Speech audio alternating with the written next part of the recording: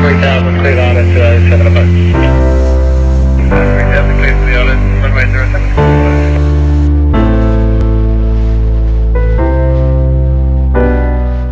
Hello guys, it's Sensation for Aviation here, back with another video. In today's video I'm going to go over detail about the Sydney bushfires that had occurred a few days ago now. Last Saturday it was. I'm going to tell you my side of the story of the bushfires. Okay, so if you live in Australia, you may have seen on the news recently about the Sydney bushfires that ripped through the western suburbs of Alfords Point, Menai, Barton Ridge, and Moorebank and Holsworthy.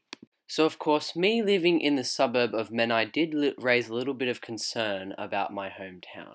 And just to be clear that this isn't an everyday thing in Menai, Menai hadn't actually seen a bushfire this bad since 2002. That was the year that I was born.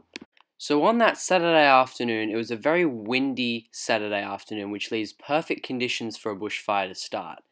The winds were blowing in our direction towards Menai, and there was a lot of bush between Menai and Holsworthy, which meant this was the perfect time for a bushfire to rip right through Menai. So that being said, I looked out my window and I saw a very orange look, almost like a daylight sort of look outside. Then I went outside and this is what I saw.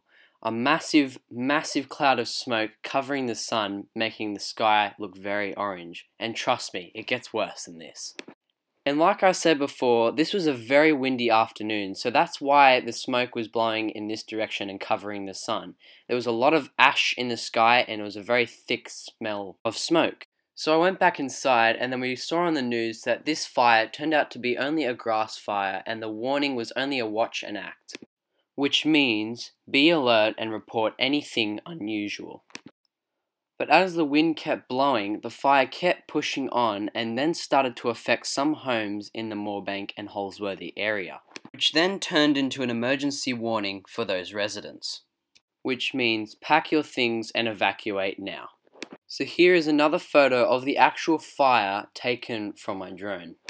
So at the time, I was thinking to myself, it was a very windy afternoon and the fire was blowing in our direction, or I should say, the smoke. And there was a lot of bushland between Holsworthy and Alfords Point. So now I thought, if this wind keeps up, we're definitely going to be in the path of this fire. And sure enough, about a half hour passed and they just announced on the news that the fire had changed, moving an easterly direction right towards Menai, Barton Ridge, Alfords Point, Picnic Point, and most of the other suburbs. And at this point, we were truly on a fire watch. So about an hour passed and the sun started to set and the fire kept moving on, and then I started to hear this. Here's a video of what I saw. Man, this is really bad. You can see the ambers like just floating around. It's crazy. Oh, my street is just filled with ash at the moment. You can see the fire over there. God. So as you could see in the video, you could see my street was completely filled with ash and smoke, and then you could also see the fire just barely in the last light of day on the horizon there. At this point, we weren't too worried because we just thought, oh, the fire could change direction, so we weren't too worried about it at that point. So as it got darker, I then thought to myself, why not send up my drone and just see exactly what's happening and where the fire actually is. So here is the footage of the drone going up now. There is no audio and the filming looks a bit staticky and blurry, but as you can see it does come into focus here sometimes. But as you can see in this photo, we can actually see the actual orange bit, which is actually the fire. And if you can barely just see it now, like it's a bit blurry, but you can see all the emergency units, the blue and red flashing lights, are all on standby getting ready to fight the fire. So then we decided to go out for a drive just to see what actually was happening. And as we went out for a drive, we just started to see so many emergency units everywhere in Menai and my suburbs. I had never seen so many fire trucks in my life.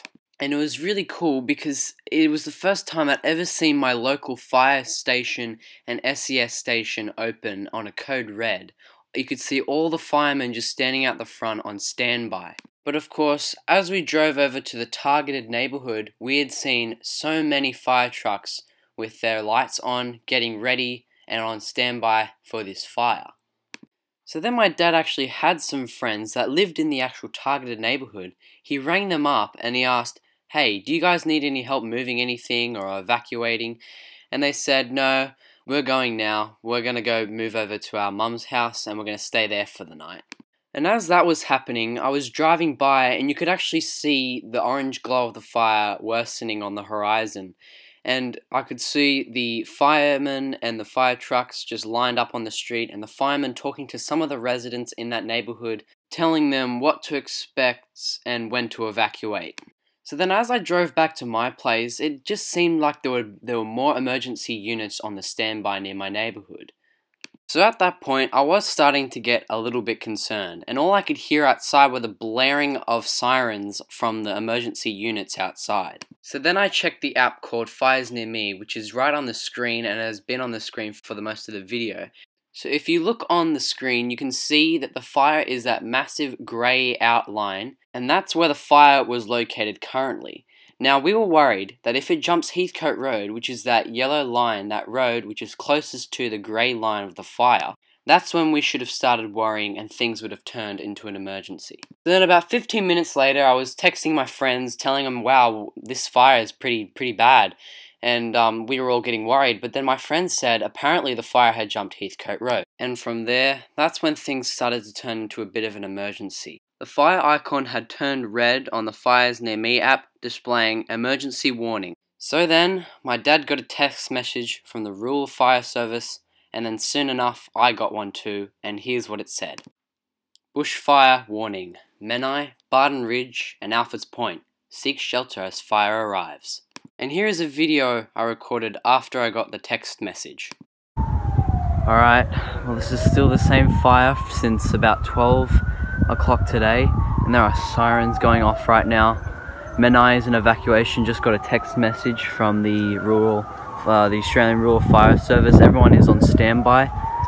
The evacuations are being executed soon, but that orange glow there is the fire. Everyone is being evacuated, so yeah. I didn't make too much sense in that video, because I was a bit panicky, but you got the gist of it anyway. So then after that, here's what the Fires Near Me app started to display.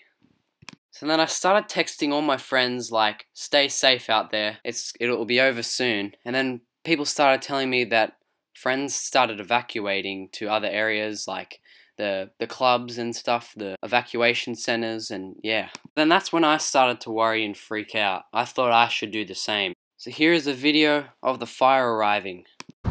Oh, this is bad. Wow, that is just glowing red, isn't it?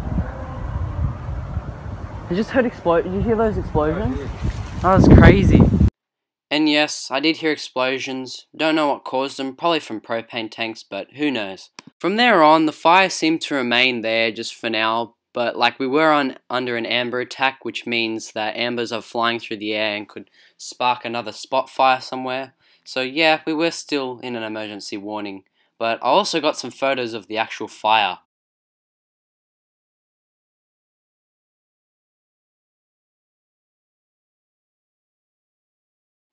And yes, it did look pretty bad from where I was. The fire was right there at Alfred's Point, and let's just show you what the firemen were actually dealing with. These are photos that I just got off the web, but here's what the firemen were dealing with at that time. So this was at Alfred's Point, and this is what the firemen were dealing with at that time. They were trying to spray down the fire and stop it from catching the homes, because as you can see, there's a lot of wooden fences behind them, and I can tell you now, it looks pretty bad. So that night, my dad went out and helped all the people that weren't allowed into the evacuation centers because they had pets. They mostly slept in the parking lot, and they put their children in the car sleeping. But let's be honest, no one could really sleep that night. Neither could I. I was still on alert. The next day, we were still under an emergency warning. I'm not going to go into full detail on what happened that day, but the fire then moved on to Barton Ridge, and all day, every day, we just saw water helicopters just bombing the site and just trying to put out the fire. And it's pretty much been like that since Sunday, to be honest. I mean, helicopters have been still there they only just stopped yesterday, but the fire is mostly out. Here are some photos of the actual fire at Barton Ridge taken from my drone. So since the fires have eased off, I went out to my friend's house that said they went to their mother's that night that they were evacuating, and I'll show you some of the photos that we saw. It was still pretty smoky there.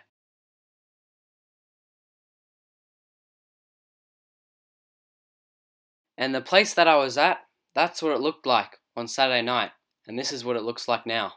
How incredible is that? So in conclusion of this video, I just want to say that was an amazing job done by those emergency units and those firemen to try and keep those houses safe from the fire on Saturday night. But what amazes me the most is that our community actually went out and gave food to the firefighters while they were fighting the fire. So guys, that will be it for today's video. That is my story on the Sydney bushfires. Hope you liked it.